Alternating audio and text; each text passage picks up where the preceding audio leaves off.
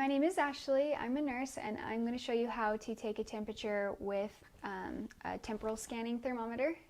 So this is one that I have. You can buy these at most pharmacies or drugstores. Even most grocery stores, I believe, sell them. So this one's nice because it's not invasive. A child who's sick, who probably doesn't want you sticking something in their ear or in their mouth, usually will tolerate this one a lot better.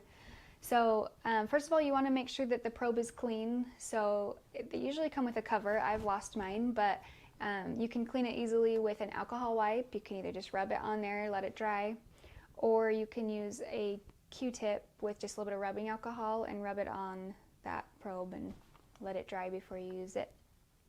So to take a temperature, you'll need to have access to the forehead and behind their ear, about right here in that soft area. So if somebody has hair in the way, you can move it. You'll want them to take off a hat if they have a hat on.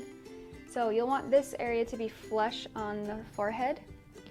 So you'll put it flat on their forehead, and then you'll push the button, drag it across, take it off, and put it back under their ear. Just touch it there and then let go of the button, and that takes their temperature.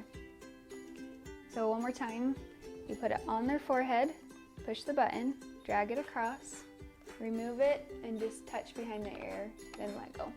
So the whole time you're holding the button, and that will take their temperature. Normal temperature is 98.6 degrees. It can fluctuate, so if it's a little higher than that, don't be too alarmed. A fever doesn't start till 100.4. So I hope that is helpful to show you how to take a temperature with a temporal scanning thermometer. If you're concerned or have a high fever, contact your doctor, and good luck.